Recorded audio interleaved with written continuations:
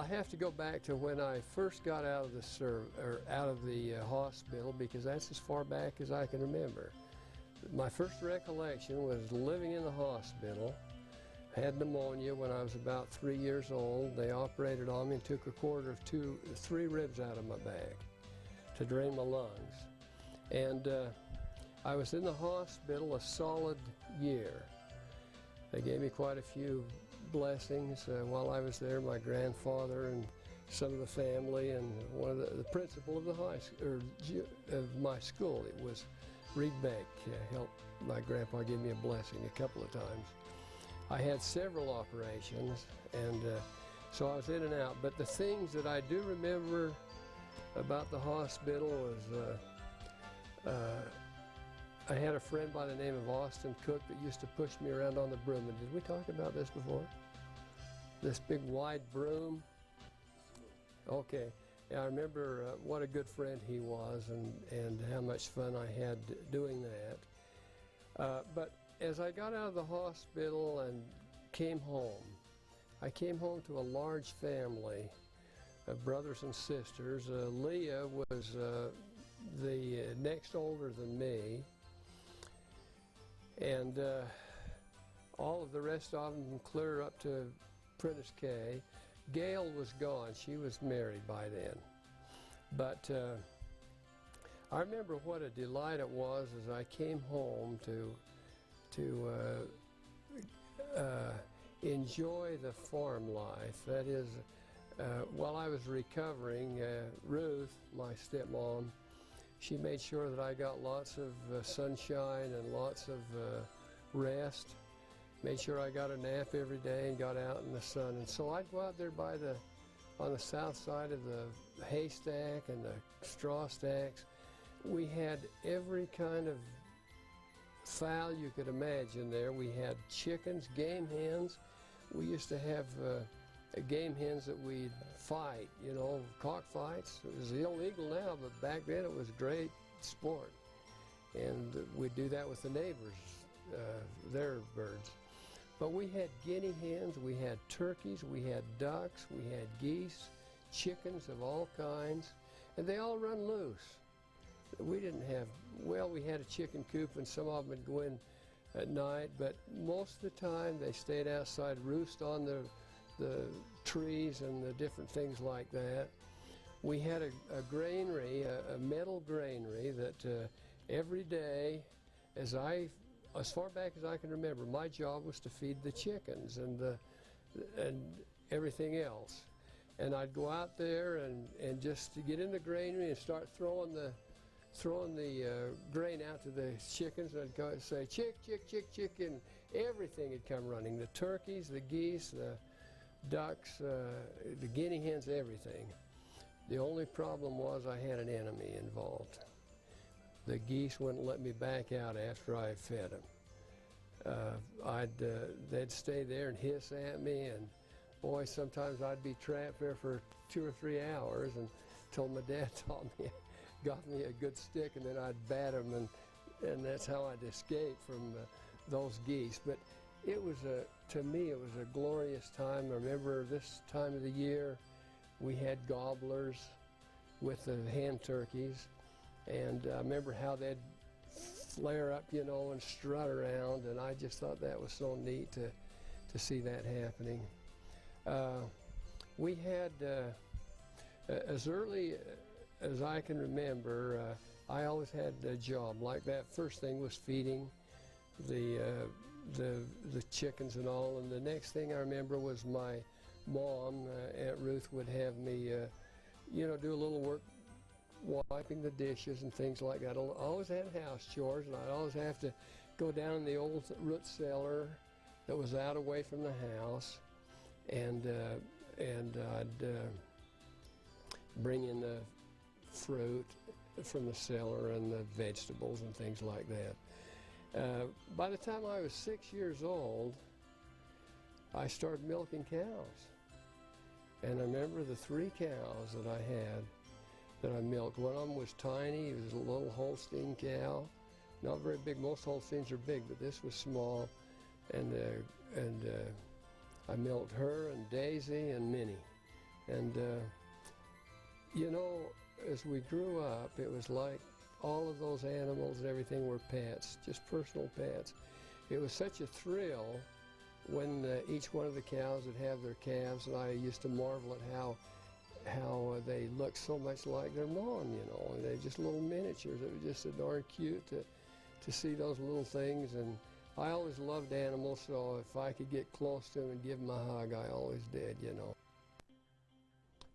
The first dog that we had, it was a little Spitz black, a little black Spitz dog. We called him Blackie.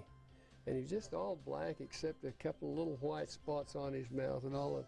Oh boy, we did love that dog. He was just with us all the time. And I remember one day when the horses got out and he started chasing the horses. I don't even think it was our own horses, but anyway, he started chasing the horses down the lane.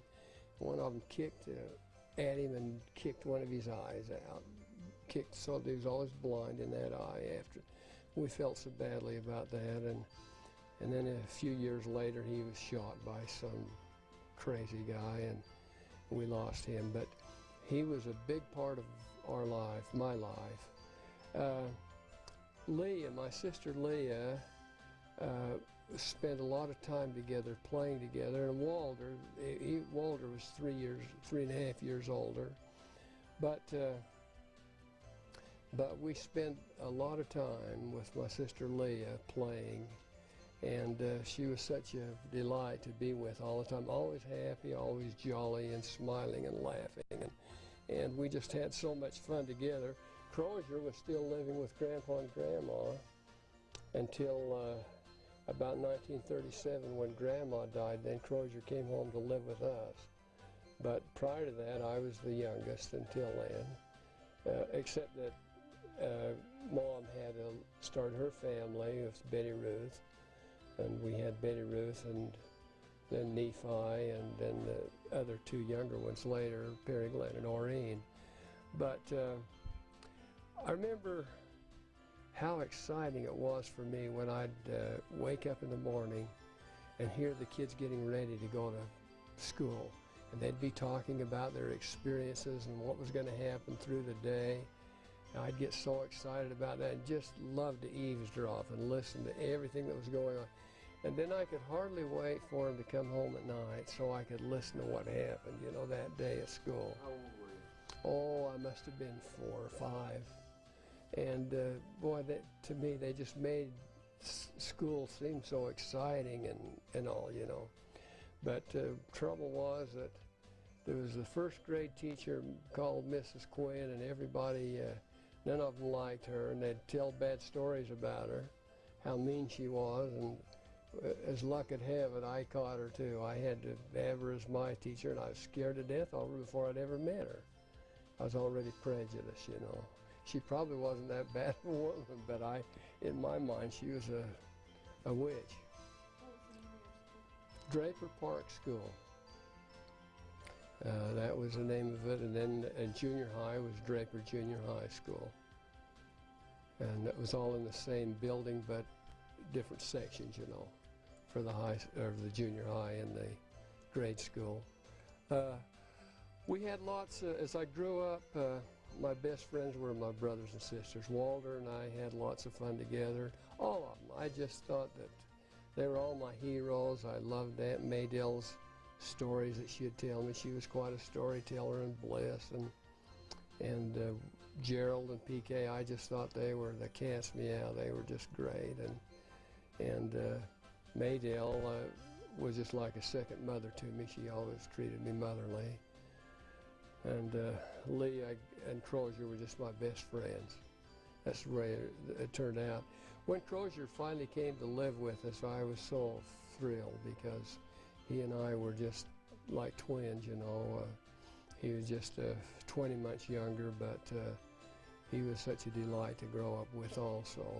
I got along good with him, never did fight much with him. We teased each other a lot, but not really getting into fights and so forth.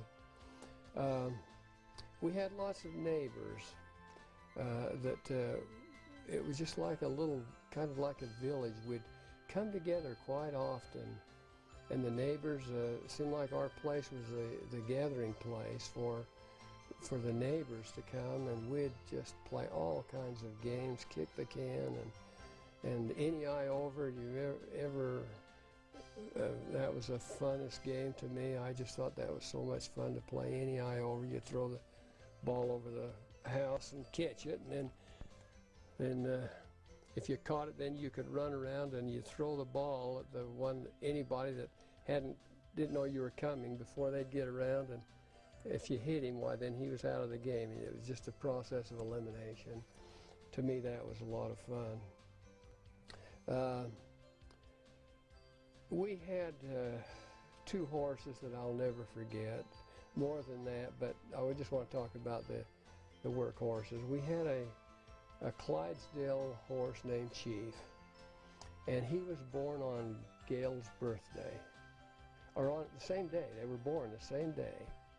And we had old Chief until almost the time that I left home. He was such a wonderful, faithful horse, and I used to love to watch him. His feet, he had that long hair around his feet, you know, and you've seen these Budweiser pictures. Well, Chief was like that, so faithful and so wonderful. Then we had another horse called Barney. We called him Barney. Barney was a Belgian horse of some kind, and he was taller but not nearly as strong, and they were a good team together, but Chief did most of the work. He was always lagged back and let Chief do most of the work. They were both males. But I remember how I loved to go in the horse barn and feed those horses, or at least just be around them while they were eating, because in their mangers, we'd fill it up with hay, and their mouths were so huge, so big to me, that you could hear them actually crunching the alfalfa and the hay while they were eating. To me, it was just a marvelous thing to watch them. And if I ever got on top of one of them to ride them, well, like when I was riding on the Derrick horse, when we'd be putting up hay, it was like riding on top of the mountain or something. They were so big to me, because I was just a little guy. And I remember how the harnesses that we had on them, and the halter and the harnesses, and when they'd get in the mode of pulling the wagon or something that was really heavy, you could just hear the muscles and the leather and everything pull in unison. It was just a marvel to me, and I've always loved to watch horse pulling contests and things like that, because it reminds me of the old team that we had. We had another little pony called Snowball, and this was a little all white mare horse, and they got her at the fish hatchery. The fish hatchery was where a lot of people get their horses, because they get them cheap, because the people that wanted to get rid of their horses would take them to the fish hatchery and sell them for fish feed, see. And so I think my dad bought old Snowball for about $5, maybe less. And she was just a little swayback horse, not very big, but she was just wonderful. And PK had her so well trained.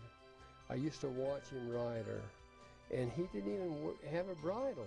He just touched her, pat her on one side of the neck to get her to go one way or the other side, and she just acted like she had a bridle on the whole time. But he was the only one that could do that. He and Snowball were inseparable. The other remarkable thing, as I remember, was how interesting it was, the different seasons of the year when all of these animals were born, or like the chickens. We always had lots of batches of chickens all summer long, you know, new ones. And I thought how remarkable it was that they looked so much like their mothers too, you know. And the guinea hens, and guinea hens,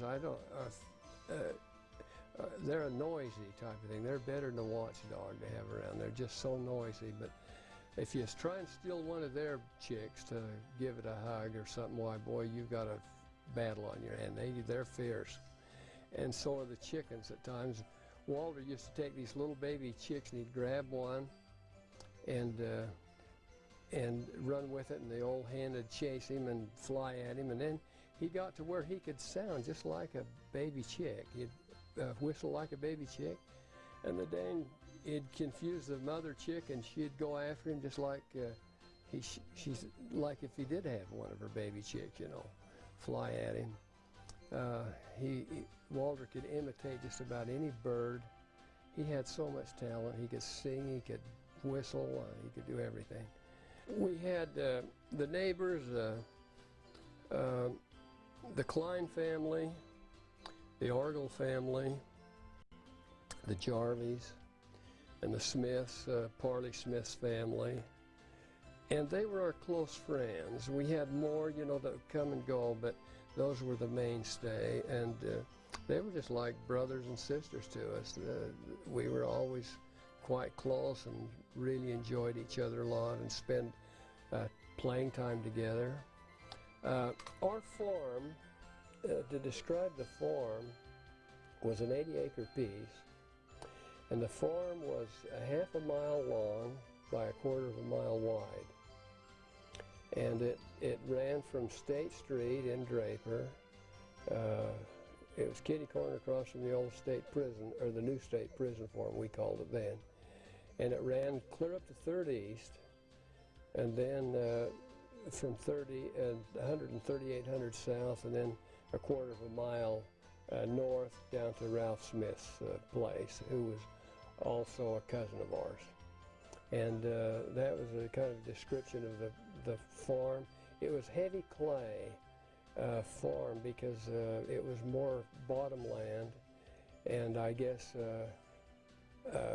one reason my dad liked to raise sugar beets was because it had the heavy clay, and our sugar beets really, in reality, weighed more, even though they were the same size than most of the neighbors that didn't have that clay ground, because it just seemed to hold the moisture, and we was paid by the pound, see, and so it was. But boy, if you got in the mud, sometimes you could hardly get out. It would be so.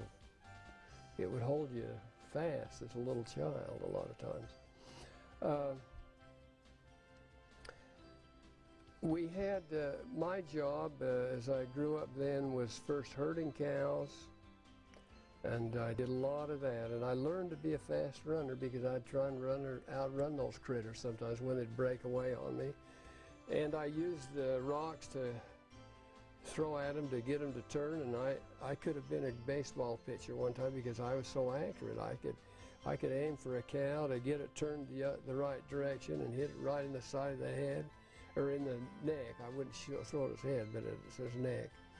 And I learned how, I was quite a fast runner and all. Although it was in the family, all of my brothers and sisters were pretty fast runners also. But then as you graduate from one job to another, herding cows, the youngest ones did that. And then when the haying time came, it was my job to tramp the hay. Now, we didn't have baled hay then. We'd pile it up in piles, and then use a pitchfork and throw it up on the wagon or on the slip. The slip was without any wheels. You just drag it along the ground, and you didn't have to throw the hay so high that way.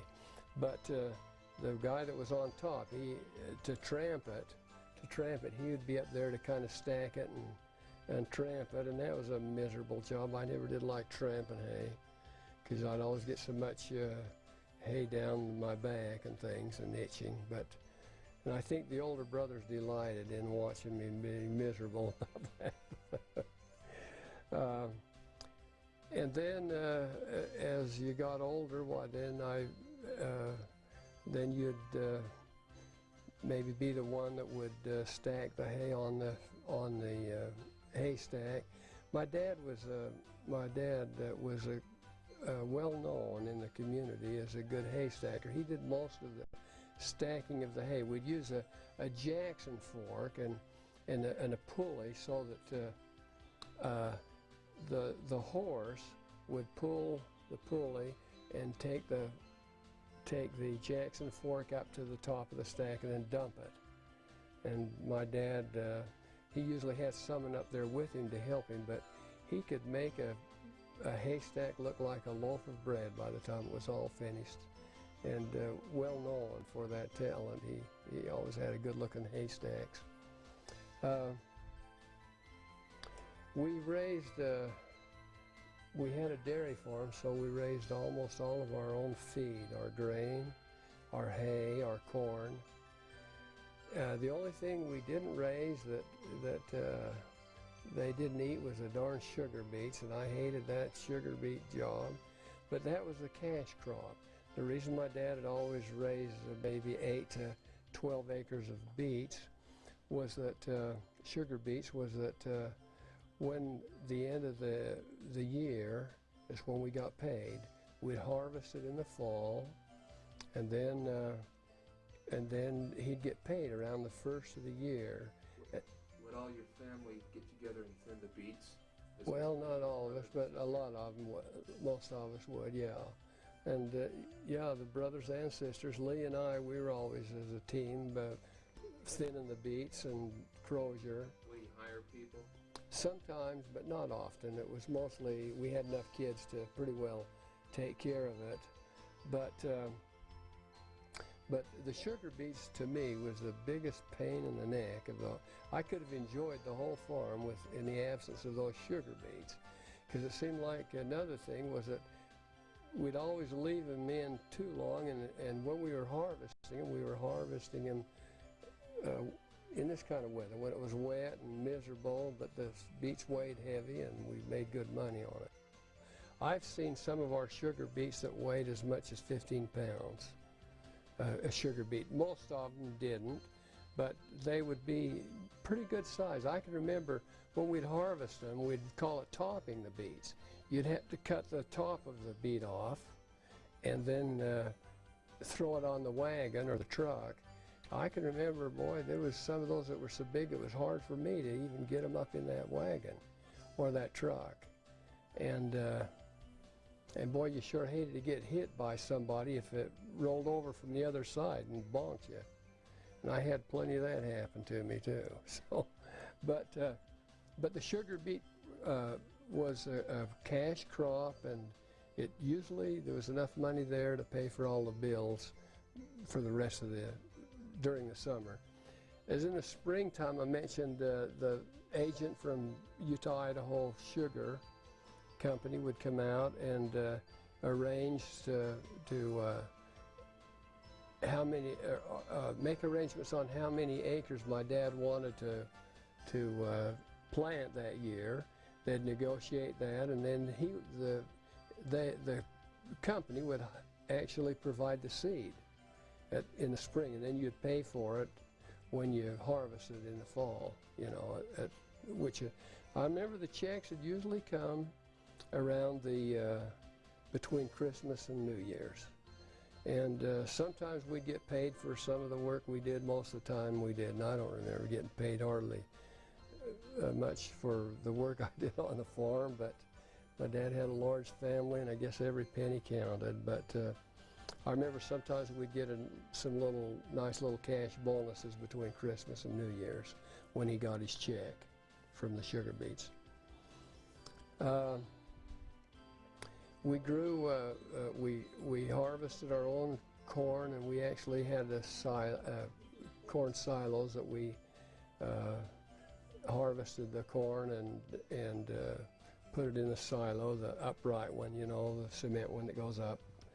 And we raised most of our grain, and then we take it over to the mill in Sandy and have them grind it up the right proportion. And then we bought, for a lot of the feed for the cattle, we'd buy the beet pulp from the sugar beet factory, and that was the stinkiest dang stuff. It was really foul smell, but boy did the cows love it, and boy did they give good milk, a lot of milk after eating the sugar beet pulp. But then years went by and they started refining that. Instead of making it pulp, they would put it in, mix it in with molasses, and make it into a more of a dry feed and you'd actually buy it in big bags, huge bags, gunny sacks and so forth, and feed them that way. For our entertainment, it seemed like we'd on our breaks from working, we'd in the fields while we'd tell each other stories, and we all had wild stories to tell each other. And I think I mentioned about the bear stories that I'd tell Leah, and she knew it wasn't true, but she wanted to believe it because it sounded so good. And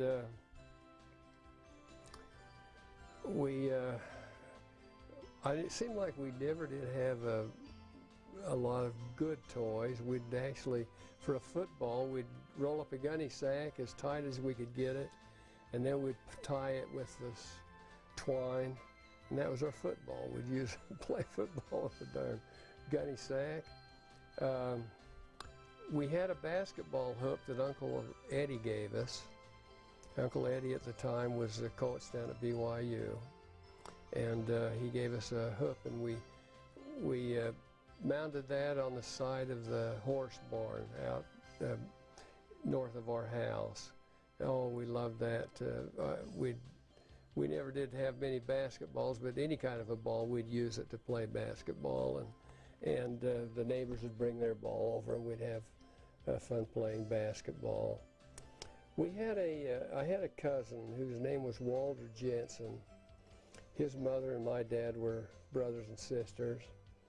Walter was such a popular guy, and everybody loved him so much. I remember as I was growing up, he was the student body president at Draper Junior High. The next year, Bliss followed him as the student body president.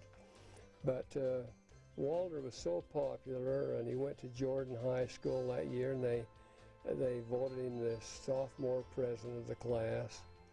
And that summer that school was out, he was over on 33rd South and State, and some drunk hit him. He was just right there at the station or something, and anyway, the guy drugged him for quite a ways, and they killed him. And that was the first memory I had of someone close like that got killed. It just absolutely devastated me. We loved him so much. And then, of course, my Uncle Vaughn Kimball was killed during the war, World War II, and he was my favorite uncle, I thought, at that time. And I just idolized him, and he got killed, and you know, I felt my world was empty when he was gone. The other thing I remember as I was growing up is the older children, as they got old enough, why they'd move away, you know, they'd go to work, and I remember it didn't matter how many we had in the family, when one of them left, it would just really left a vacancy there that to me would just, I could hardly stand it. I remember when Maydale went to work up in Kaysville, and maybe I've told this story before. She went up to Kaysville to work for a family, and I'd go out in the barnyard and climb up on the barn and then jump from there onto the haystack, get as high as I could on the haystack to see if I could see where she was living. I wanted to mention a couple of other things about the entertainment or the toys that we had. We used to take tires, car tires, and roll them along the road, and we'd have races to see who could make that tire go the fastest without going out of control. We spent a lot of time rolling tires. We had an old buggy that had been taken apart, and all there was left of it, as I remember as I grew up, was the axle and the wheels.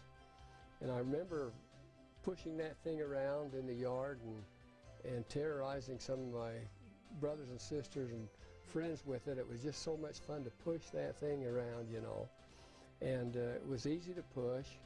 It was just so much fun. And one day Bliss, he was older and had a whole bunch of friends, and you know, in front of our house there was an incline in the road that went from south to north, kind of down a hill. Not very steep, but just a gradual thing, and he got a whole bunch of us and the neighbor kids, and says, now you push just as fast as you can, and he says, when we get to the bridge, then he says, I'll pivot it in and it'll go in the driveway. And so we got pushing it. I wasn't quite big enough. I was lagging back, but I was watching it all. And he said to the kids that was pushing it, there must have been 5 or 6. He says, faster, faster, faster. And they was pushing it just as fast as they could go down that hill. Well, when he tried to pivot it, there was just too much momentum. And all of us, those kids went flying all over in the fence and in the irrigation ditch and everywhere else, you know, because he couldn't hold on to it and pivot it in. And when he got all through and the kids were picking themselves up and all the way, he says, well, what'd you let go for? It made them think it was their fault the whole time for that terrible crash that we had. It was so funny.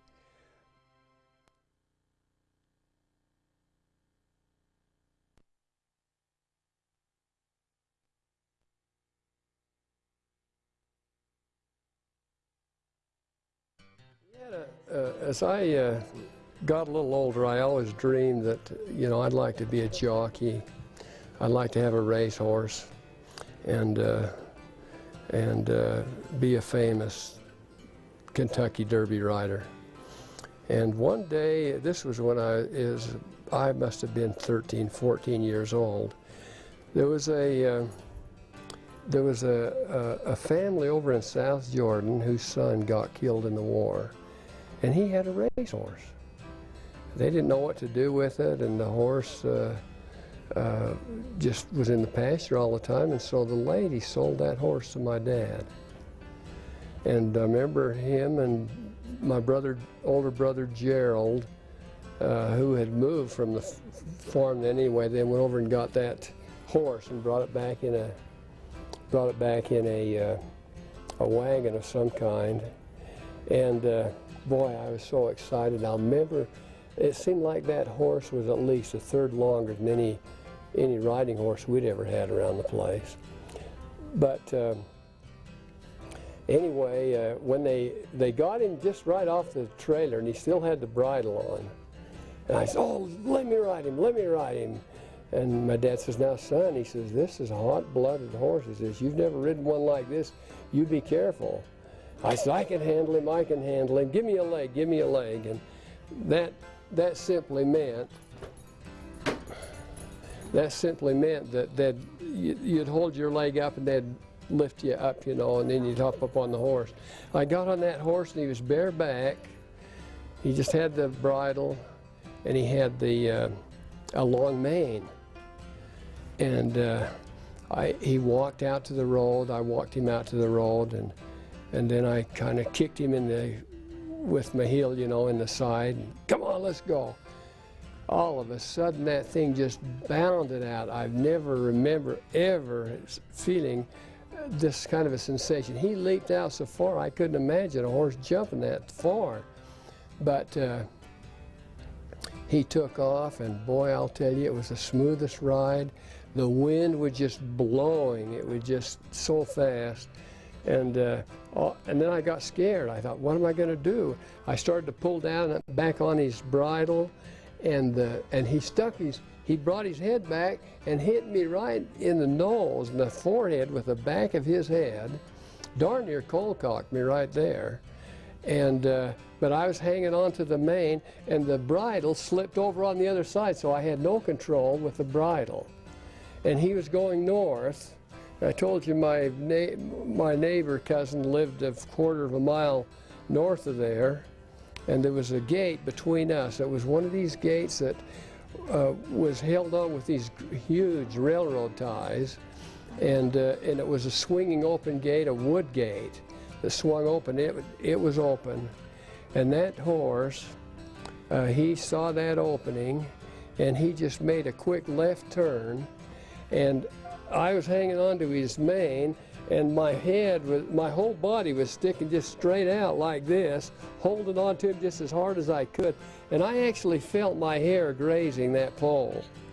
It would have just ripped my head right off if I'd have been a few inches closer.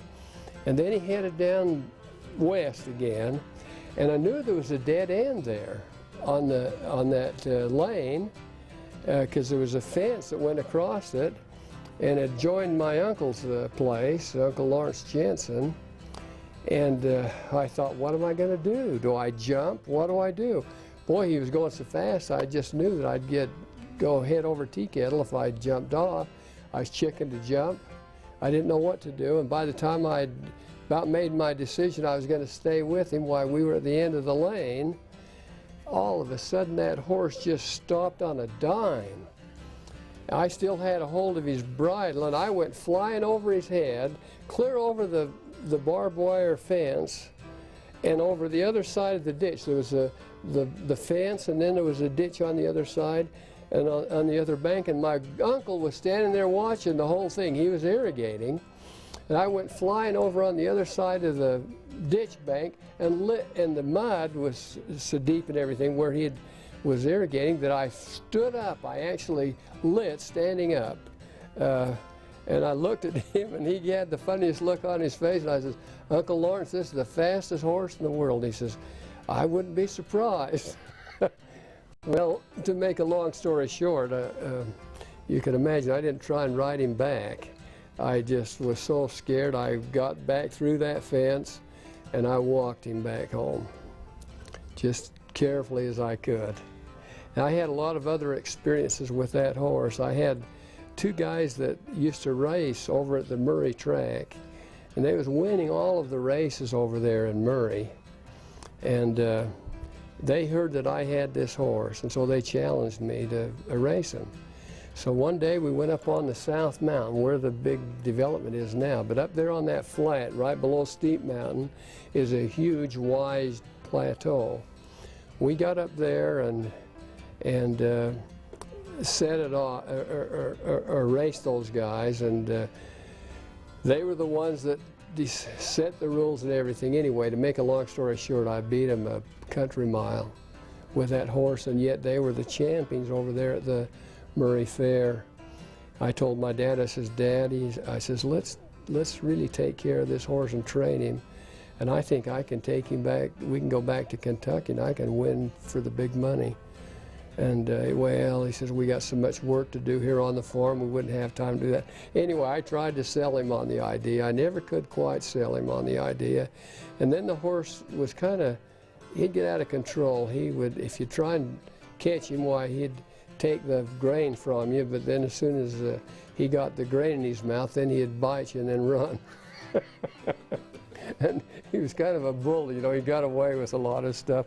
Anyway, it was sad. We finally took him down to the Jordan River to get him out of the way to graze this summer, and he got into his leg in a hole and broke his leg. And then, you know, a horse, they say, has 5 hearts. They have one on each leg, and then the regular heart. And that's why it's so serious. When they break their leg, it's awfully hard for them to ever fix a horse that's broken his leg. They're just useless after that.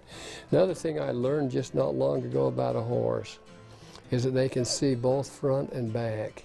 That's why they have the blinders on him and everything, because now that horse, when I was riding him and he was heading back out, he could actually see me sitting on him, you know, because he'd hold his head up and he was looking at me and out the front at the same time. I just learned that. I thought that was such an interesting thing, but I used to wonder why they were so elusive when you try and catch them, because you'd get behind them and try and sneak up on them and think that maybe they couldn't see you, but they always knew that you were there. Take off, you know. So that was my racehorse story. I'm never be sure in my life that couldn't have been the fastest horse in the whole world. And I had quite a few experiences with him when I'd race him and different things, and he was just so far out of everybody else's class, there was no comparison. So that was a great story. When about that same age, my grandfather let us take a little pony one time. And we had it over there at our place, and I got on him one day and started riding down the lane, and he was a pretty fast horse, and I always liked to really take off with him, you know.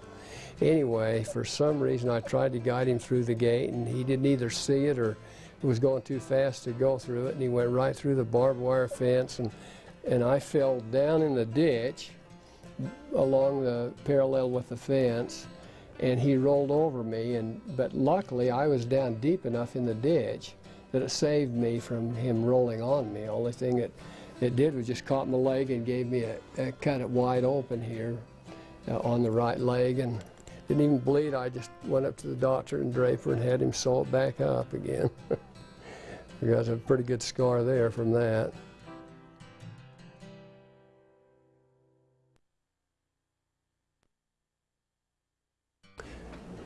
I'd like to just continue on with one more horse story, since I was such a great jockey. We got a little Appaloosa horse, and she wasn't much bigger than one of those little horses, Shetland, about the same size as Shetland, maybe just a little bigger. Anyway, she got pregnant, and Nephi was always after me to take him for a ride on the horse, so I was, okay, get on behind me. And so he got on behind me, and we started riding down through the pasture, and he said, make it go faster, Paul. And so I nudged her a little bit, and boy, she started galloping, and every time she took a gallop, we just slipped a little farther back till finally we slipped and fell right on the ground. Both of us, I couldn't have, she was so fat, I didn't have enough grip in my legs to hold on to her. And we both went off on our fannies in the pasture, and she got so big with colt, with the foal, that I think my dad got worried about it a little, that maybe she wouldn't make it. She would die because she was so dang big. And he pulled another dirty trick on me. He sold her, and shortly after that we found out she had twins, and that's so unusual for a horse to ever have twins. She had, would I ever love to have those little colts from her. She was such a cute little horse.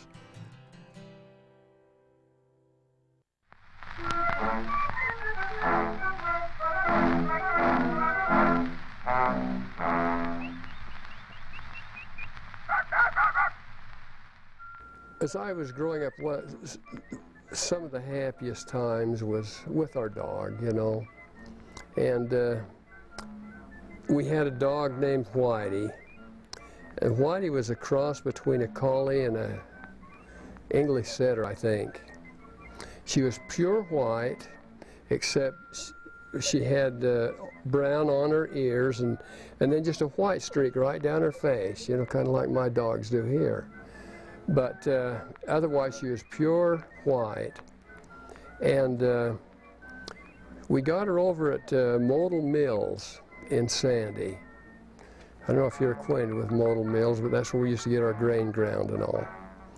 And the reason that we happened to get that dog was that my grandfather, J.W. Fitzgerald, heard that this man he was a German immigrant, he and his wife. They'd build a home and develop that nice business, and some slick-tongued salesman got in there and sold them a deal, mortgaged their place, and they lost it. Well, my grandfather didn't even hardly know him, but when he heard about that, he went to the bank, purchased the title, and gave it back to him, free and clear. So they always loved my grandpa, Fitzgerald, and they loved my dad and treated good. So anyway, he asked my dad if he'd like one of these pups. And Walter was with him, and they said yes, they would, because Black had been killed, and we were without a dog at that time. And so my dad and Walter brought the dog home, and I remember we were out in the 10 acres, that was just east of Gale's, at Gale's place. Out in that 10-acre field. We were thinning beets at the time, and they let the dog out, and she came running over to us while we were right there in the beet field, and we fell in love with her. And Dad says, hey, what would you like to call her? And we says, Whitey, because she was just all white except that brown spot. So we named her Whitey, and she was the most beautiful dog. Her diet, let me tell you what her diet was. Her diet was we'd turn a milk can, a 10-gallon milk can lid upside down, fill that up full of milk, and she and the cats would eat that, you know, for morning and night.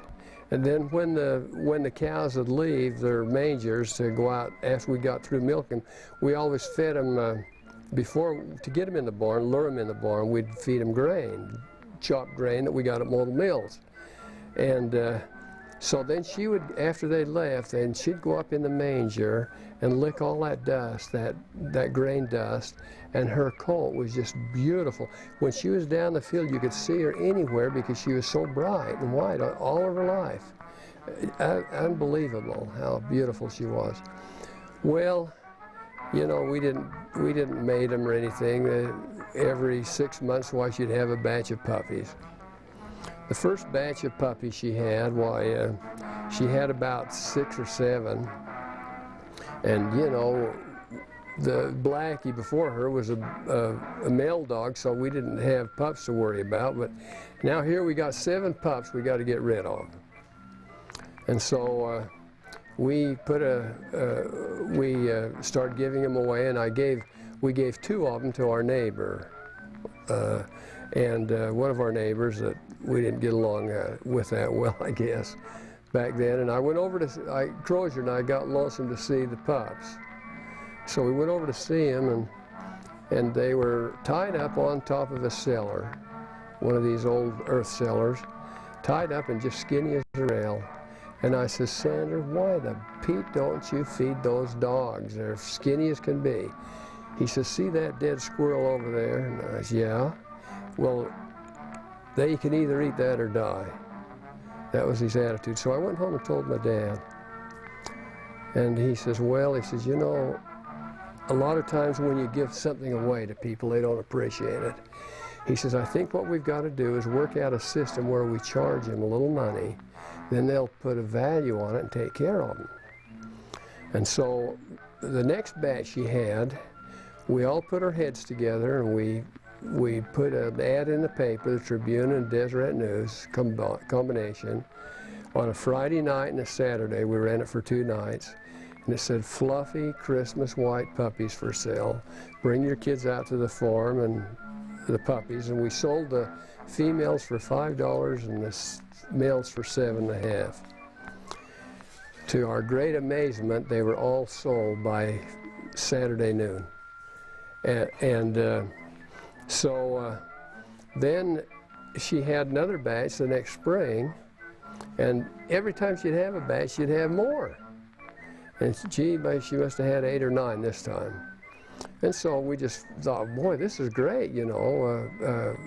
She's making us some money here. So we put the ad in the paper and says, fluffy white collie puppies for sale. Bring your kids out to the farm and get them a puppy.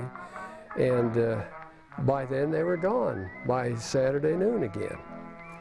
And then what happened was then some of these little pups would get killed or something, and the people would call us up and say, oh, please save us a pup. We want one of the next, out of the next batch. These are the loveliest, sweetest dogs we've ever seen. They just fell in love with them. Pretty soon we had all of our pups sold before she ever had the batch, because they were just sold in advance. And we finally kicked the cost up from $7.50 and $10. And then as she got older, I was gone in the service by the time, and she was still around the farm. Walter was running the farm, and she was still there.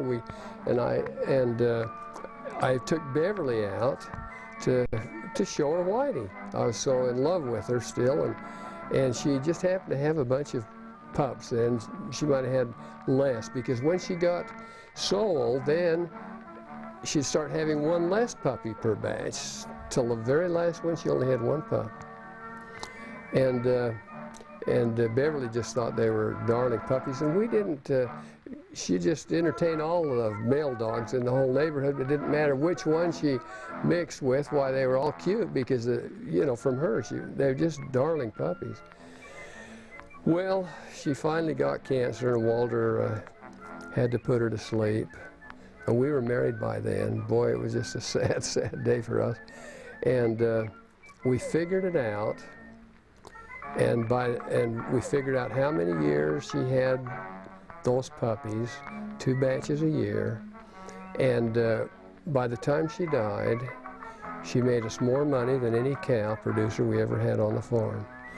Because when you take into consideration the cost of the feed and everything, why all she ate was the two milk can lids of milk, ate the grain that would have never been harvested had she not done it, and also she'd eat scraps off the house from the house once in a while. That was about all.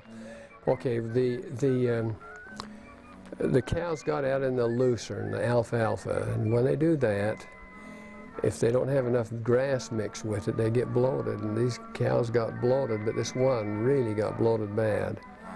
And boy, she was just gasping her last breath, I think, and Walter and I found her, and Walter says, "Hurry, run up to the house and get a knife." And so I ran up and got a butcher knife, and he stabbed her in the side to release the air. And I'm telling you, it was just like a geyser. It just went on and on and on. She finally got all the gas out. And every time we'd milk the cows, part of the time they'd lie down in the manger, you know, while they were waiting to be milked. And Whitey would go onto that wound and lick that wound night and morning. The veterinarian says she saved that cow's life, and he said, I've never seen a wound heal so fast. So, you know, Whitey saved the cow for us besides that. But just a wonderful, wonderful pet, and yet she made us more money than any cow we ever had.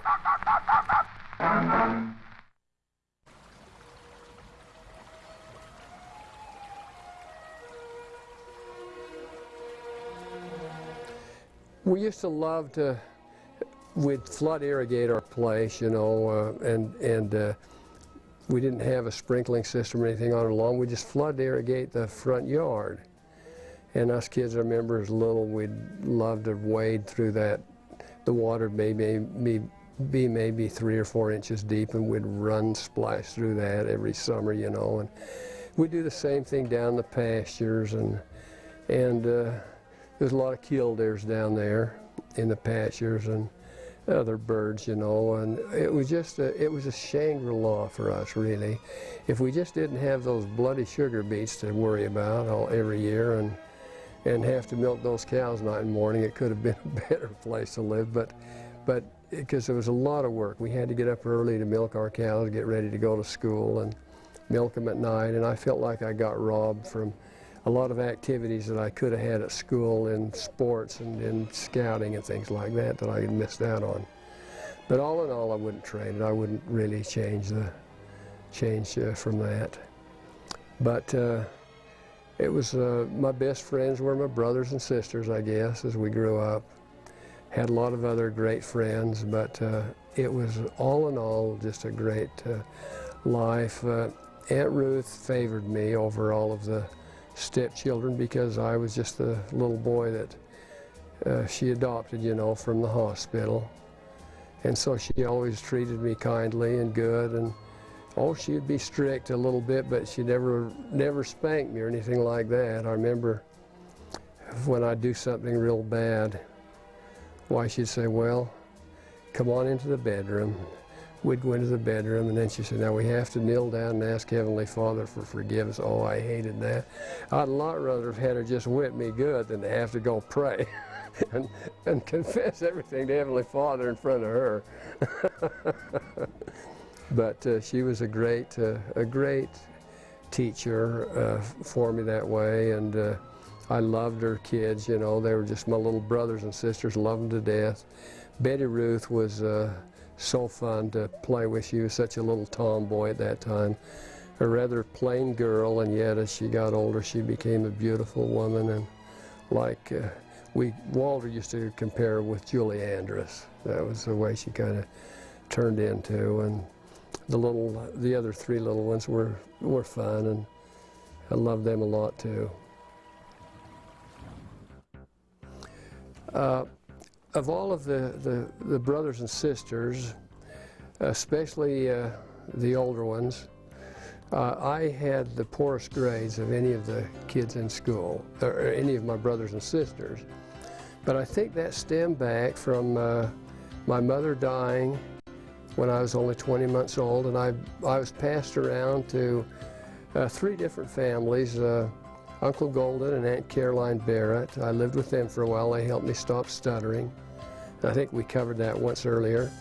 And I lived with Aunt Alta, my father's sister, and her family. She had lost her husband, and they took me in. I bonded with them and loved them. And then she had a niece on her husband's side that had lost a baby, so they gave me to, they had me live with her and her husband, Jane and Joe Cartwright. And today I love them dearly, but back then, I think I was a little bit frightened, you know. And I was living in town, and still I longed to see my brothers and sisters. I longed to be with them. And I think that while they loved me and they took good care of me, they changed my name from Paul to Kimmy Cartwright. And I think we'd gone over that once.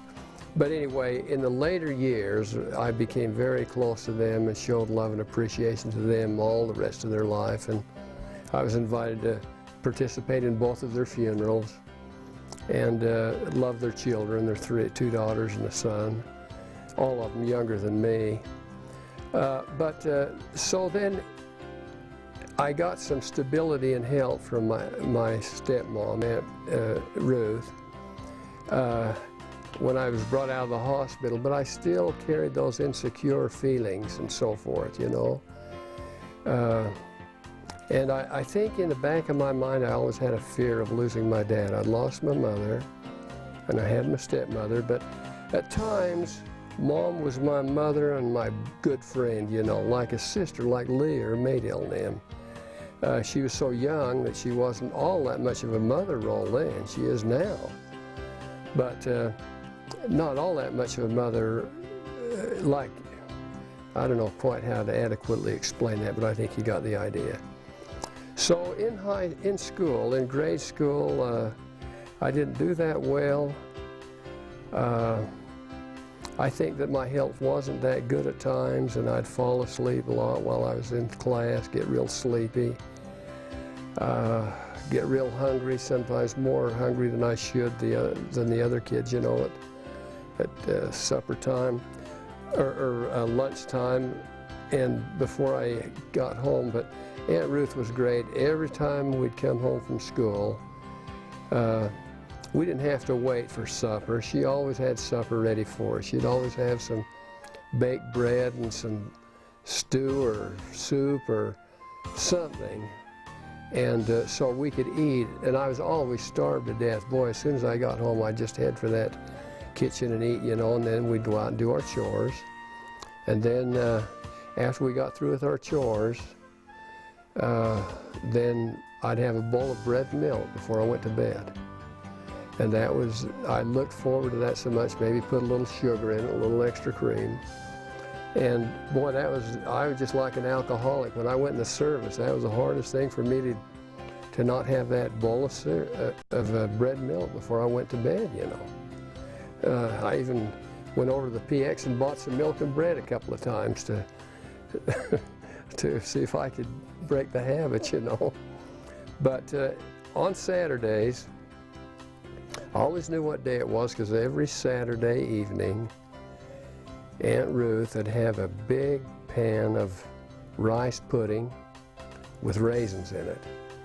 And boy, she knew how to make it. She'd put the right amount of cinnamon and everything in it. And it always had a nice film on top, you know, that was just so wonderful. And I remember always looking forward after doing the chores on Saturday night to read the funny papers. The funny papers came on Saturday night at the Deseret News, and we had no Sunday paper at that time, and eat that rice pudding and read those funny papers. And that was a great you know, good memories that I have.